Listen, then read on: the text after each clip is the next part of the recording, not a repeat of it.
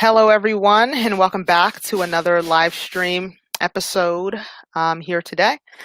Today, I have Lydia. She was an American Studies major at the University of Maryland, Baltimore County, UMBC.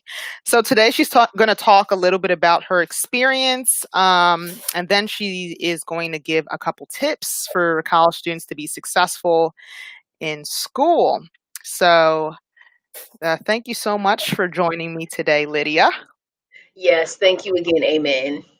All right. So, yeah, you can go ahead and start talking a little bit about your experience at UMBC. If there's any professors that people could find very helpful, Mhm. advising resources at the school, anything about the college experience at UMBC in general. So, the floor is yours. All right, sounds great. Hey, y'all. So UMBC, I transferred there, so I didn't actually experience as much as I could have as a freshman. So this experience is just me speaking as a transfer student. So I just wanted to say that before I jump into what I'm going to say about UMBC. So the first thing that I'll say about UMBC is that if you're really serious about your academics, getting research published and working with faculty that really care about you as a student and your growth, you should come to UMBC. Faculty members that I've had experience with in the American Studies Department or in the Education Department have been really helpful. My first year at UMBC, I was able to lead an alternative spring break trip. And usually, when new people come to schools, they really don't want um, people who are not experienced to sign up for the programs because you're working with other UMBC students. But that is not the case. UMBC is really open to allowing fresh faces and new people try different things, such as alternative spring break, doing research, or starting up a club. The other thing that I'll say about UMBC is that they have a lot of resources if you're struggling academically.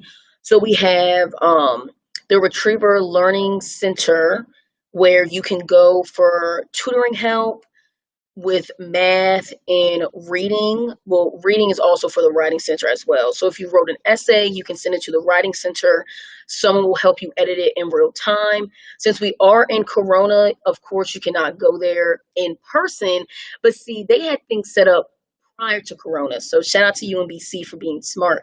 Because let's say you didn't want to go in for someone to revise your essay, you could actually send them your essay virtually and you all could talk online about it. So UMBC tries to do a lot of things to cater towards students and student success. Wow, that's awesome. So I heard you mention something about the writing center, right? Mhm. So at the writing center, if it was in person, you could go, you can come, does your paper have to be 100% complete, or can people go there for like brainstorming Yes, outlines just to vent about the writing process and figure it out, or? yes, amen. Excellent question. So, yes, if you don't know where to start with your writing or you're at the end and you need someone to revise it, it does not matter where you're at in the writing process. The writing center will help you. Okay, great. That's awesome. And the Retriever Writing Center, you said they have that. They have, The Retriever Learning Center. okay, got it. And they still cover reading and math. Yeah, they do reading and math, and they do math for all the math majors. So calc, um, trying to think of the other maths. I'm not a Algebra, math major. statistics. No, not, well, no, they do algebra, calc. If you understand advanced math, they have it. That's all I have to say. Oh, do they have any will that same center be available? Do they have something for like engineering majors? And it doesn't matter your major, you can just go there. Yeah, it doesn't matter your major because UMBC requires students that well, all universities require students to have like humanities or social science credits. Okay. And also when you're a major at UMBC, regardless of your major, you're going to have a writing intensive course. So because everyone has to do writing intensive courses or do English 100 or English 101, you will probably be at the writing center if you need help on your papers. Also, the good thing about the writing center that people do not know is that when you go to the writing center, they notify the professor that you win. And so there have been experiences where professors have given me a bump in my grade because they know I Mm-hmm. decided to go out and seek help. Because, amen, I remember, I don't know if it was your podcast or a post. Oh, no, it was actually your post where you said teachers will help you if you help yourself. So if you're Yep. willing to help yourself, the teachers at UMBC will assist you to make sure that you're successful. That's awesome. And yeah, going to the writing center, the professor being notified of that, that shows the professor that you're really trying. You might not 100% understand something, but they know that you are trying, you're doing your best, you're doing what you can, and that's what professors want to see. So Yes, ma'am. that is awesome that UMBC does that. Okay, do you have anything else to add about UMBC, or do you want to move on to talking about the 3 tips to be successful at a institution or college like UMBC? Yeah, let's just jump into the 3 tips. Okay, so tell us the 3 tips you have. Lydia Coley's college tips here. On this Wow. small sticky note that you cannot see, and my Yes. handwriting is terrible, but that's not important. So the 3 tips for anyone to succeed in college Okay. is, we always hear this, is networking, Uh-huh. relationships, and Okay. knowing yourself. But I'm going to take a different spin on it. So let's put our listening ears on I think and we have them on. look, mine's is on now. Okay. So the first thing about the first thing about networking is this. They're going to tell you in college, oh, just meet people that are trying to do the things that you want to do, shake their hand, give them your business card. That's only about business. You cannot have good networking if you're not about relationships. You know what I'm saying? Mhm. Amen. Yeah. If you're going to be successful at networking, you need to know how to connect to people that you want to be your mentor, that you Mhm. want a job from. You need to show them that you are going to add value to their life and that they are adding value to your life. So let me give you an example. So, for example, at UMBC, there's a Sermon Center for Early Learning with Mavis Sanders, and it's for to help with literacy with children in Baltimore City. So, Mavis Sanders is well known. She's published. She has her PhD. She started the foundation. She gets a lot of emails on students who want to be her mentee. However, you need to stand out. Why should she want to talk to you? This goes to the last bullet, which was you need to know yourself. When Yep. people network, you just can't be networking just to be like, I'm trying to see how many business cards I can give out. No, you need to be intentional. You need to know what you bring to the table. So when you're speaking to someone, you can say, look, I know that I'm able to do X, Y, and Z, but I know that I need to work on being more flexible. I know I need to work on working with a team, and your company or your organization has those values. And I think that I would be adding value to you all because I'm a hard worker, and you would be adding value to me because those are the weaknesses that I have that need to be strained, that need to improve. Right. No, that makes sense. So if you when you're networking, you need to make sure that you're bringing something to the table. Yes. These companies, these people do not want someone who is lazy, right? They don't want anyone lazy coming up there. No. Someone who's not going to work hard. You're not a team player. None of that. No, but also, amen, what's really important is that companies want to see who you are. If Yep. you're not authentic in your interaction, you're not going to stand out. But it's like now we need to ask yourself, what does authenticity mean? Yep. Well, it comes down to 2 words, which is knowing yourself. So I'm just going to jump down to bullet 3. So Okay. we already talked about networking, check. Hmm. But in order to network, you need to know yourself. So we're going to jump into that.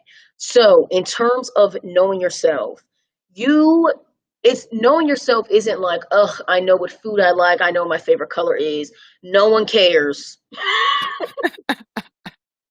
They Let me tell you don't. right now, only your elementary school teachers care. No one cares now in the Yep. real world, okay, Yep. folks?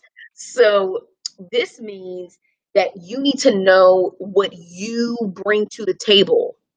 And by knowing yourself, you're also going to know when you need a challenge or when you need to step back so that your college experience is more valuable. So, for example, when I first got to UMBC, I was a yes woman. Oh, yes, I'll do alternative spring break. Oh, yes, I'll do the Sherman Center for Early Learning. Oh, yes, I'll mentor some people. Where in the time did I find time for myself? Never. Like you really have to learn when to say no. But that comes from knowing who you are and knowing how much you can take on. Now, I'm not saying that this is easy. I had to mess up a little bit and have stressful nights where I was like, oh my gosh, why am I doing all of this? But by me having those stressful nights, it made me realize more about how much I could handle and how much I could do, which helped me learn more about myself. Yeah, that makes sense. I have something to add to that. Yes, ma'am. When I was in undergrad, I was doing the same thing. I was like, I want to do this. I was taking I think I was taking 5 or 6 classes Yes. plus running here, running there, joining this group, joining that group. Mhm. And I wanted to take a self-defense class. So I went to the first class and I was already pushing my schedule. This class started probably at 7 p.m. and didn't end till 9. I wasn't going to get home till 10. And I was like, but I really want to take this, so I'm just going to do it. And I Mhm. went to the first class, and then after that, it was too much. I was just like, I can't Yeah. do it. This schedule is too rough. So what I did was I left that. It wasn't even a class. It was just an extracurricular thing. So I just Mhm. stopped it and said, like, just email the lady, because if you ever need to stop or quit something, you want to talk to the person who's in charge, so they don't think like, oh, this person's just blowing off, Yes. this program. She doesn't really care. You want to leave on a good note. I messaged her. Well, I think I sent her an email and said, hey, I really enjoyed the first session. It was incredible, but my schedule is just so crazy. I won't be able to do this. I hope that you offer it in another semester. So I think they were offering the next semester. So I felt great about just stopping that. And so I can give more time to my studies, more time to everything I was doing, and just not being so stressed out. So if you have to stop something or give it up, that's not a sign of weakness or failure. You're taking care of yourself and knowing yourself enough to say, this is absolutely too much. Don't go running around. I'm taking 6 classes. I'm going to take 7 classes because I'm trying to keep up with that person. Mhm. That's how you end up a wreck in college. Right. We do not want to be wrecks, okay? Now, look, Eamon and I had to we had to put ourselves in that situation in order to get out. So we Mhm. don't want you all to have to go through that. But it really is trial and error. So you just have to try it out for yourself, but also know that you're paying for it. That's also the most important thing. You are Yeah. paying to get to learn. So you need to make the most out of it. So if you know it's too much for you, withdraw. That is okay. Hmm. You can take the class again. No Okay, one you mean withdraw from the class? I thought you meant withdraw from the no, school. I'm like, wait, hold on a second. no, no, Don't no, do no. that.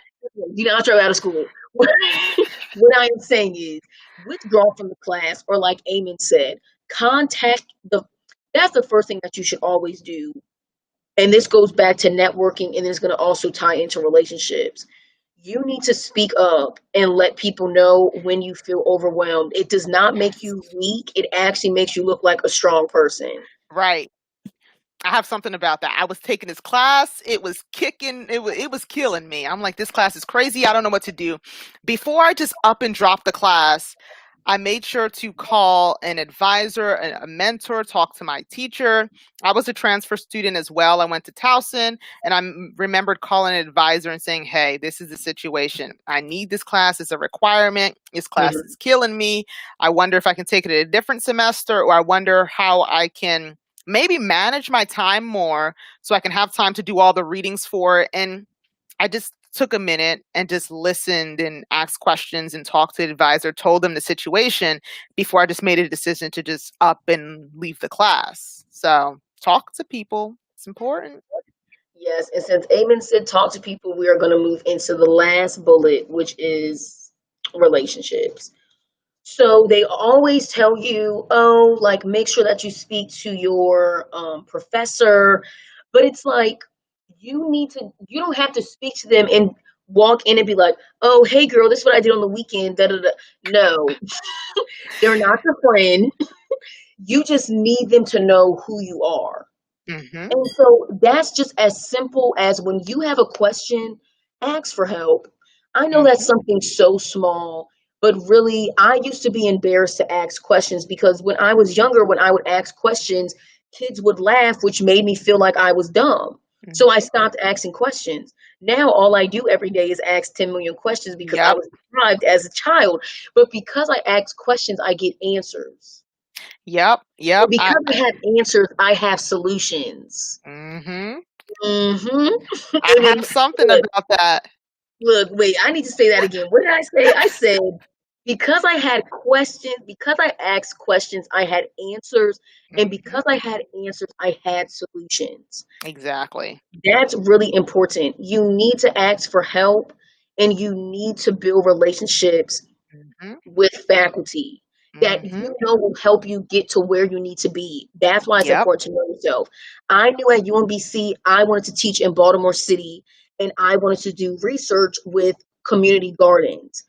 At the end of UMBC, since I knew that was my vision, I did an undergrad research project. I'm still on the board for a community garden in Cherry Hill called Black Yield Institute or the Cherry Hill Urban Garden.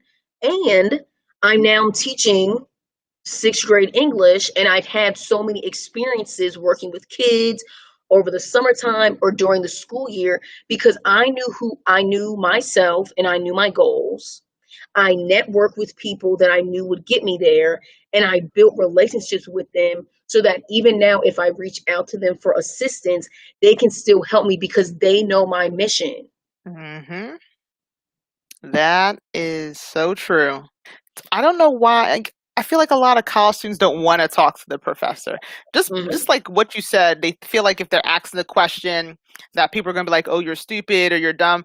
But the professor's job is to teach you, answer your questions, and take you along on your college journey, especially while you're in their class. I remember something I used to do. I wouldn't say I was desperate to talk to professors, but if I was in an elevator and somebody next to me looked like a professor, I'd be like, excuse me, what department are you in? And most times they said English. I was an English major. They'd say English, and I say, awesome. Do you teach writing or literature? They're like, I teach writing, and we would just geek out and just have this conversation. And I feel like I talked more or kept in touch more with professors who weren't even my teachers. They were just Mhm. professors that I just saw walking in a hallway, and I was just like, excuse me, can I ask you a couple questions? Or, wow, I want to be a professor one day, so I want to ask you this and do that. And I mean, till this day, if I need any resources, if I need anything, I can call them and ask them a question because I built that relationship back then. I didn't wait till I needed something to reach out to a professor. I always waited. I mean, I always went ahead and formed a relationship. We have a question here on the live. Let me put the question on the screen. So, Oh, that's cool, man. somebody asked, did you ever have a bad experience asking a professor a question? Huh, a bad experience. I get you go ahead. You look I, like you have something to say. I was going to say, personally, I haven't had a bad experience with asking a professor a question, but I've had friends that have had like terrible experiences. And so what they did with that though, they just went above that professor. And Hmm. so it's like because UMBC has a writing center or because there's other resources on campus and we have access to faculty members' emails, you can always reach out to a different faculty member that is teaching the same class and ask them for help. Or if your experience was so bad, contact the chair of the department. Hmm. Yeah, you really should because it is the professor's job. Job. So if you're asking them a question and they're like, "Ill, get away," or "Go somewhere else," you shouldn't be having that experience, and that is not okay. So in that case, you can try to talk to the professor again. If not, then you can, just like Lydia say, go to the chair or go to someone above them and let them know that I'm just trying to ask basic questions and my professor's unable to answer them. Not even unable to answer them, they're just shooing me away and saying like, "Oh no, like get out of here." But Or yeah. Yeah. also, Amen, I would like to add, because it's like, remember in school, teachers might say, like, ask three, then me. So you could even take that in college. Ask another peer for help if your professor was not able to answer your question, because your peers can also assist you and they might have more knowledge than you thought they had. Yeah, that's true. But there's this one moment where no one wants to ask questions. They get an assignment, they literally don't understand it, and Makes no like, sense. huh? I said, right. Everyone knows it makes no, everyone's looking around like, Exactly, but you know, nobody raises their hand and say like, "Excuse me, I don't understand the entire second paragraph. Like, where, like, how does it work?" And like most, like the professor will be up there like, "Any questions? Let me know." And everyone's like, "No, I'm not going to say anything." And then at the end of the day, everyone is like, "Hey, do you understand that second bullet?" I'm like, "No." right. The other person, "Do you understand that second bullet?" "No." And then everyone's just sitting there confused, and it's like the professor assigned the assignment, so you should ask. Feel free. But yeah, bad experiences with professors don't happen very often, which we are happy about. But if you do have a bad experience, go talk to the chair or someone above the professor because they shouldn't be doing that. We have one more question here. Well, one another question. Okay, this question says, what happens if you didn't build a good relationship with a professor and now you need to reach out to them, whether for a question or reference? I can talk about that because I had a project that I had to do for my summer class, and I had to reach out to a couple professors, and because I did build a good relationship with them, they were quick to respond. They were like, "Amen, anything you need, absolutely, I'm here to help you with it." Because I've already built a relationship with them. They already know my mission, my goal, my intentions, my focus. They already know those things. So when you don't build a good relationship with the professor and then you need them later, I mean, sometimes professors are nice. They will help you, but you might not get the kind of help you need. For example, if you need a reference, what can your Mm, professor say about you? And they're just right. like, "Oh yeah, remember me? I used to come in late and sit all the way in the back, and I never raised my hand. I never participated after class. I just left. But can you write me a reference for my job?" And it's going to be like, sorry, can't do that. I don't know anything about you. We haven't really talked. So yeah, you have anything to add about that, Lydia? Yeah, and amen. I'll take it from a different standpoint. Let's Yeah. say that you are an individual that's a little bit afraid to speak to their professor, but let's say you built a good relationship with let's say you're part of a club and you need a faculty member to be on that club. You don't have Hmm. to ask your professor for the reference. You could ask that faculty member Hmm. if you did not build a good relationship with your professor. But you also need to remember this. You need to at least have one good relationship with a faculty member that is doing the thing that you eventually want to do Yeah. because it holds more weight when they write the reference. But Hmm. if you haven't met a faculty member, I'm sorry, if you haven't met a professor that is doing what you want to do, or you didn't build a good relationship with them, always reach out to people that you've done student engagement or student outreach with, or you did a club, all of those, they will still be helpful in the process. Or if you know you didn't build a good relationship with your professor, you could say to your professor and be honest and say, look, I know when I was in your class, I did not speak up as much as I could have, but I really do need this reference, and I'm going to list the 5 things that I have done with a description so that you Yep. can write the letter. Because Yep. you need them to write the letter. You just need, they don't need to know you. You just need them to write the letter. If they know you, Exactly. it makes the letter sound more authentic and Mhm. heartfelt. But if they Mhm. don't and you give them the material, they can still write a letter because that again is their job. They know Yep. eventually they're going to have to write a reference letter for a student. Yeah, just like exactly what Lydia said. That's what I was going to say. Send them your A paper because hopefully you weren't just dragging into class and got D's or C's on every assignment. Hopefully there's something in that class that you're excited about, that you're happy about, that you're proud of, that you can say, "Wow, professor, in this class I wrote this paper and I mean, I loved the process. I loved everything about writing it and I'm just asking for you to write me a reference." And then you can attach that paper, remind them of it. Um, yeah, and that might help you to, um, get a reference out of them or get your question answered. So yeah, just like what you were saying earlier, you have to basically advocate for yourself. You got to show I did this. All right. It doesn't look like we have any other questions.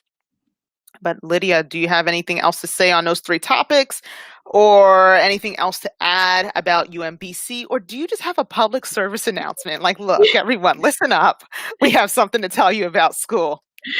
Um, I don't really think I have anything about UMBC. Let me try to think of a public service announcement. If you don't have one, that's fine because we're gonna have you back on the show many, many, many, many times, so people can come back and ask their questions, and you can announce your public service announcement at that Wait, time. wait. My public service announcement for today For today, okay, is there's gonna be be a new intentional. one each time. You said what? So you're gonna have a new public service announcement each time, Yeah. or My public okay, service announcement for today, August 27th at 7:53 p.m. okay, is is to be intentional. yes. You have to be intentional with all of your actions and your thoughts.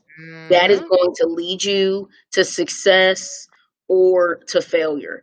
Yep. But when I was speaking to this one individual, they stated, and this is going to stick with me, they said, I am not worried about winning or losing. I am worried about the process. Hmm.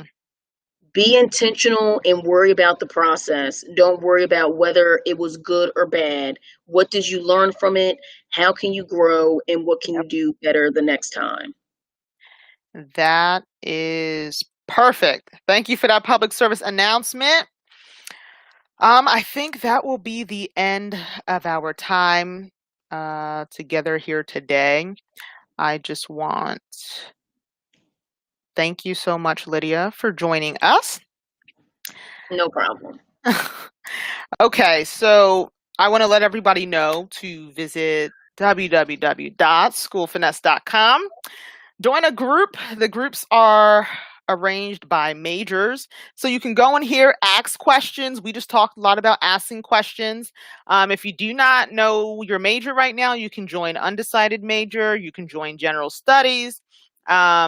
Even have pre-college if you're maybe in high school, or you don't have to be in high school. You can be grown and just haven't started college or don't plan on it or didn't plan on it earlier, but you can join pre-college.